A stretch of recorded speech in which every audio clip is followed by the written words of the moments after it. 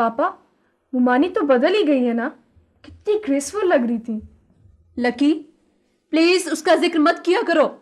किया करो बेटी, किया करो। तुम्हारी मम्मी को अपनी कमतरी का एहसास होने लगा है। देखा ना मम्मी, मैं कहती थी ना कि अपने गरीब रिश्तेदारों को यूं हकारत से ना देखा करें।